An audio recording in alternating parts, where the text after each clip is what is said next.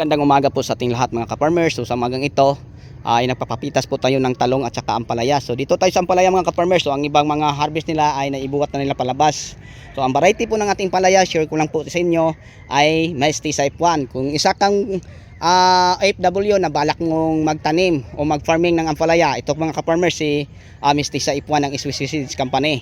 Okay, so ito mga ka-farmers, panalo to sa anit at kita pagdating sa anihan. Hindi tayo mabibitin basta maprotektuhan lang, maproteksyonan lang po natin sila laban sa mga mapinsalang punggos o insekto mga ka-farmers.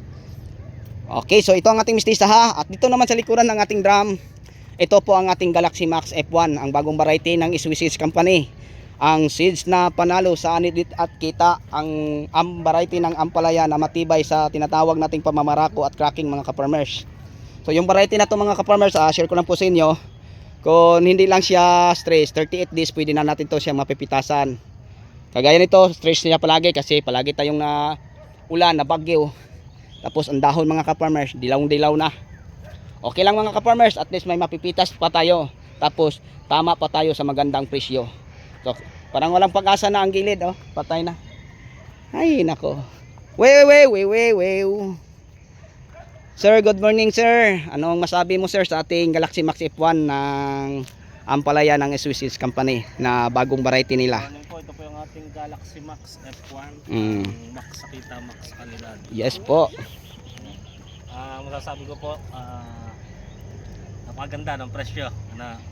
Nakakatuwa at ika nga po ay minsan lang mangyari yung ganito, kaya sulitin na po natin ang pagtatanim.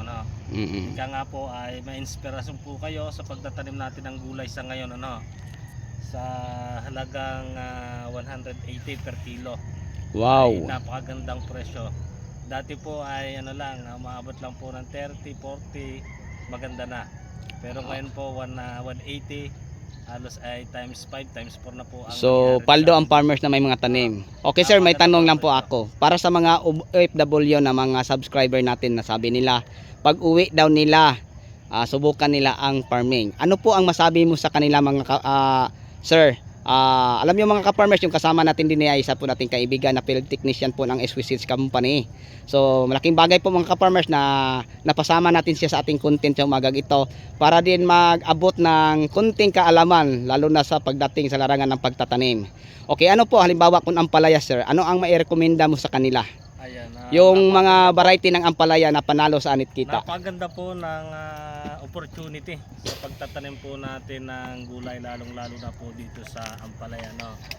Bagamat po ay mapait yung ating ampalaya, pero napakatamis po ng presyo at napakatamis po ng kitaan. Wow! Ito po ang isa sa money maker ng ating mga farmer hero na nagtatanim ng gulay. Hinihikayat ko po kayo na magtanim ng gulay. Isa po ito sa magandang opportunity na magandang pagkakitaan or bilang isang negosyo. Yes. Hindi po. ko po kayo dinidiscourage na wag na pong mag OFW. Gawin nyo po itong dagdag pagkakakitaan. Isa po ito sa pinakamagandang negosyo na sa larangan po ng pagbubukid or paggugulayan. Okay. Maraming po salamat. Subukan nyo po yung ating Galaxy Max F1. Okay, so may tanong lang po ako sir. Kagaya ko ngayon, may tanim akong Mestiza, may tanim din akong Galaxy Max F1. May panahon ba mga sir, na kailan natin siya pwede itanim or all season ba? Napagandang tanong po. Yung ating pong mga variety ng ampalaya ay pwede po natin itong itanim ng All round season. Wala pong pinipiling panahon kung tag-araw or tag-ulan. Ang pinakamalaga Tag-araw basta po, kung halimbawa ay tag-ulan sir, maprotektahan lang sila. Kung tag-araw naman po, mas siguraduhin lang po natin na maganda po yung source po natin ng ng tubig. Wow, yun po ang pinaka-importante. Opo.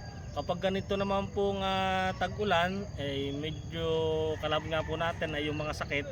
Kailangan po talaga ng masusi po nating pagsubaybay sa ating taniman para hindi po tayo mapasukan ng sakit. Okay. Kasi kadalasan nga po pag ganitong tag-ulan, ito po yung mga panahon na talaga pong ang mga presyo ay magaganda. Kasi ito po yung tinatawag po natin na off-season planting yung ganitong tag-ulan. Kaya ito po yung maganda na magtanim kasi kalimitan po ay dito po jumajakpat ang ating mga farmers sa na tutumbok po nila lagi yung or tinatamaan po nila yung presyong matataas. Wow, yes po, subok ko na ano. So kung halimbawa may mga kalamidad, pagkatapos sa kalamidad kagaya na bagyo tayo sa bagyong Iwan, pangatlo pa lang tayong harvest din sa kabilay pang-8. So bigla lang tumaas ang presyo. Pagkatapos sa bagyo mga ka-farmer, share ko lang, sobrang stress ang ating tanim. Halos lahat ng mga talbos putol. Pero sa awa ng Diyos, mabilis na pong nakaka-recover. Hanggang ngayon, tuloy pa din ang ating pag-harvest, no? After tayo na bagyo, pang 7 harvest na po natin to mga ka-farmers sa ating talong at saka sa ating ampalaya. So plus 3 times harvest plus 17 harvest na ang ating talong. So sabay lang po natin pinipitasan ang talong at saka ang ating ampalaya. Okay sir, maraming salamat po. God bless at mabuhay po tayong lahat.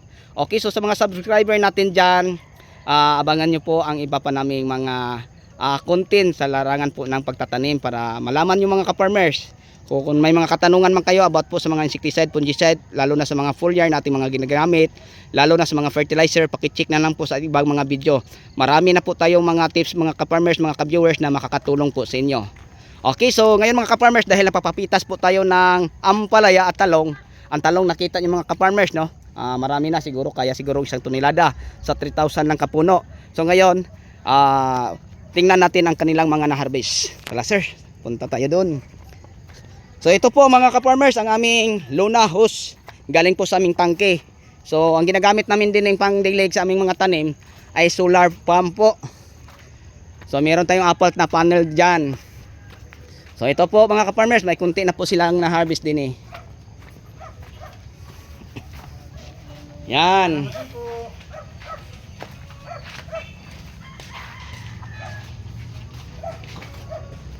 So ito po ang kanilang mga nang-harvest.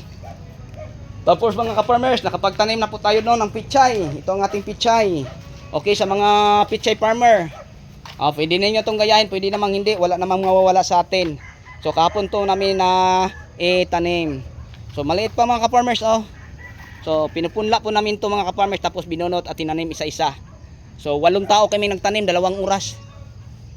Ito ang tinanim namin, meron tayong siyam na flat, no, ang ating natataniman. Okay, so sa inyong lahat mga ka-farmers, no, hanggang dito na lang po tayo siguro. Maraming salamat po. Bye-bye. At ako na po ay magpapaalam kasi may lalakarin ako mga ka-farmers na malapit na, no. Anong oras na ngayon? Partner. 7 na po. Ha? 7. 7 na. So paalis na po ako mga ka-farmers, no, mga ka-viewers. Okay, so happy watching. Bye-bye na po. God bless.